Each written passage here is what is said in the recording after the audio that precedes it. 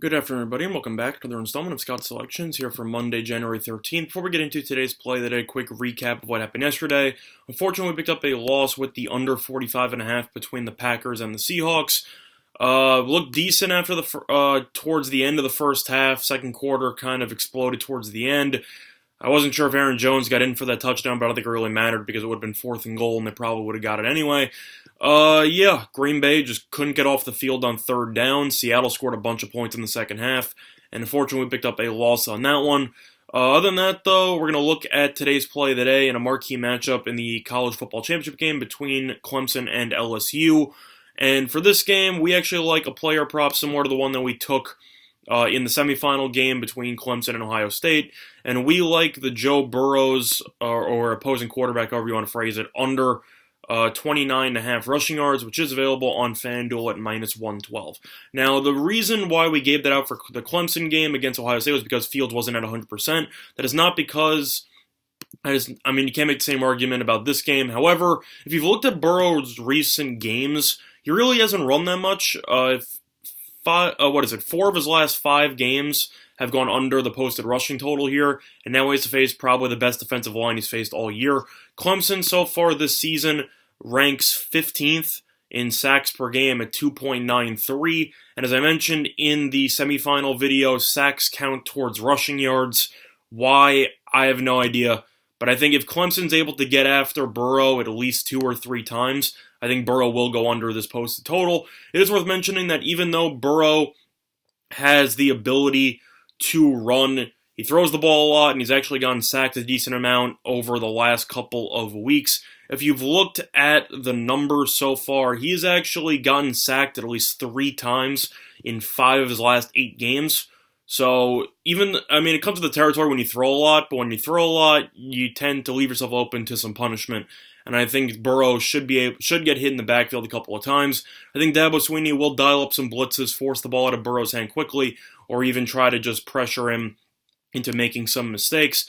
So if he gets sacked a couple of times here, you're looking at like negative 3 yards a clip, probably even more. Not to mention the fact that if LSU is actually winning the game, he will be taking knees at the end of the game, which will lead to some negative rushing yards. Worth keeping in mind, there are multiple ways to win this bet. Now, is it possible to lose? Yeah, because of the fact that with so many passing plays, Burrow can easily scramble for a couple. But I think with the return of Clyde Edwards-Helaire, who, even though he played against Oklahoma, he only had 2 carries for 14 yards. He's still a very big threat out of the backfield, and I think that LSU will try to feed him a little bit more than people anticipate. Plus, Edwards-Helaire is also a really good receiving running back, so even if Burrow is pressured, he most likely will just dump it off as a safety valve to his running back to try to avoid any contact.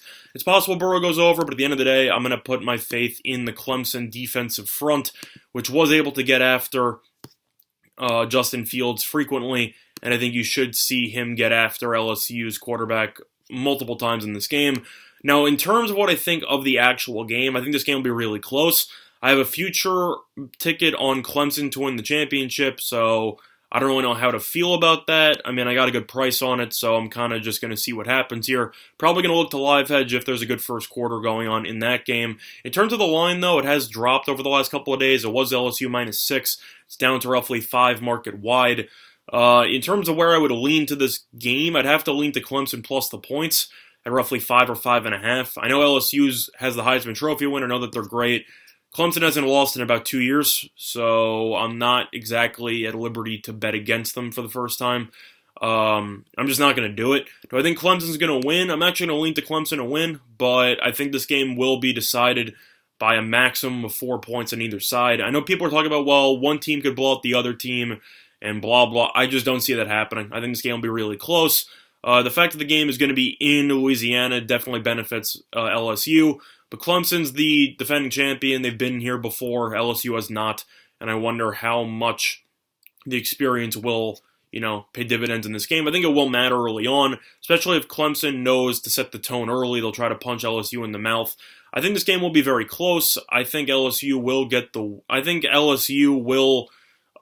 be leading at some point in the second half, and I think the question is if Lawrence could lead a drive in the fourth for the win.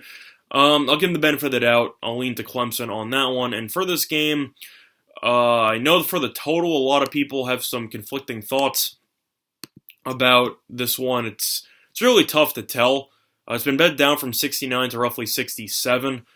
I'm going to lean to the over. Screw it. It could easily be wrong. It could be right. But at the end of the day, I don't really know how you can bet against either of these offenses. LSU this season's averaging roughly 49 points per game. Clemson's averaging 45. I know Clemson's probably going to want to run the ball and keep the ball out of Burrow's hands. But at the end of the day, I just think LSU's offense has the big play capability, which could lead to some very easy scores. Clemson's offense also can do the same with Higgins as well as Ross on the outside, even Etienne, even Lawrence even running the ball. I just think both teams could get into the 30s, and I think you should see this game finish somewhere in the realm of, let me actually think about this. I'll say this game's going to end somewhere in the realm of 38 to 34. So I'm going to lean to the over. Other than that, though, I think Clemson will win the game outright. It'll be very close. If I'm wrong, then, I guess, yeah, I went against LSU just for, because why not? But overall, I think either team could win this game. But I'll lean to Clemson. I'll lean on the experience. Worst case is I think they'll cover the spread. But those are my thoughts on the championship game. Play of the day, once again, will be on Joe Burrow under in his rushing yards at 29.5, which is available on FanDuel at -112. I know I've been cold lately, though, so if you want to tail, you can. If you want to fade, you can also. But those are my thoughts on the game itself. Now, for some thoughts about some of the rest of the card, you have some basketball games going on in the NBA. I'm going to lean to Indiana here at -2 against Philly. I know Philly had a pretty impressive win against Boston at home, but if you've seen the Sixers this year, they are terrible on the road and they are really good at home. And this game on the road without Embiid, I think they'll struggle again. Lean to Indiana. Indiana's the size in the interior to cause some problems with Turner and Sabonis, and they should be able to get the victory. Lean to Indiana on that one. Other than that, I'm not touching Detroit. I have no interest in them. What do I like? I'm going to lean to Oklahoma City -3 here against Minnesota. Oklahoma City's been good on the road. Minnesota's been terrible. Towns is probably not going to play. But as a whole, Oklahoma City got embarrassed in their last game by the Lakers with LeBron and Anthony Davis out. I think they'll be motivated to have a nice bounce-back game here. Lean to the Thunder on that one. And that's really my thoughts on the NBA. For college, really no marquee matchups to talk about here. So that's kind of my thoughts on the rest of the betting card. Play of the day, once again, will be on Joe Burrow's under 29.5 rushing yards, which is available on FanDuel at -112. That's good over the installment of Scott's selections here for Monday, January 13th. Good luck to all of you and your respective bets today. Bye, everyone.